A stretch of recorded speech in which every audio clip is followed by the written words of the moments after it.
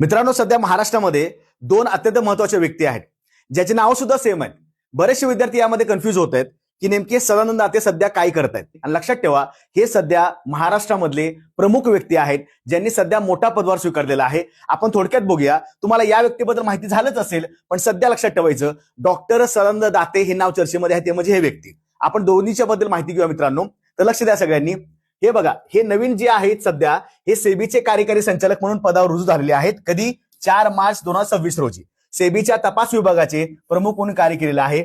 आणि हे जे सर आहे सदानंद दाते, हे सध्या सगळ्यांनाच माहिती असेल हे महाराष्ट्राच्या पोलीस डिपार्टमेंटचे सर्वोच्च अधिकारी आहेत. म्हणजेच काय, तर महासंचालक पदावर आहेत. महाराष्ट्राचे नवीन पोलीस महासंचालक सदानंद दाते, पदभार 3 जानेवारी 2026. राज्याचे सर्वोच्च वरिष्ठ पोलीस अधिकारी, हे सुद्धा महत्वाचं लक्षात ठेवायचं मित्रांनो. त्यानंतर दोघांचा इतिहास पाहता तर मूळचं गाव बघा. मूळचे हे जे सर आहेत हे नाशिक जिल्ह्यातील आहेत आणि हे जे आपले महासंचालक आहेत हे पुणे जिल्ह्यातील आहेत. त्यानंतर हे 2007च्या बॅचचे आयपीएस अधिकारी आहेत आणि यांचे कॅडर उत्तराखंड कॅडर आहे. आणि हे 1990च्या बॅचचे आयपीएस अधिकारी आहेत, यांचे कॅडर महाराष्ट्राचे कॅडर आहे. लक्षात ठेवायचं.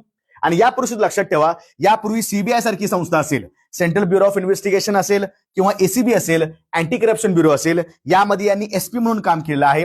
आणि सर्वांनाच माहिती असेल हे सदानंद दाते जे होते सध्या महासंचालक आहेत, हे यापूर्वी राष्ट्रीय तपास संस्थेचेच म्हणजेच नॅशनल इन्व्हेस्टिगेशन एजन्सीचे महासंचालक सुद्धा होते. म्हणजे आता तर महत्वाचं लक्षात ठेवायचं मित्रांनो, परीक्षेला दोन्ही नावं सेम वाटत असली, दोन्हीही व्यक्ती वेगळे आहेत, पण दोन्हीही आयपीएस व्यक्ती आहेत. लक्षात ठेवायचं मित्रांनो, एकाची बॅच 1990ची आहे आणि एका जणांची बॅच आहे 2007ची बॅच आहे.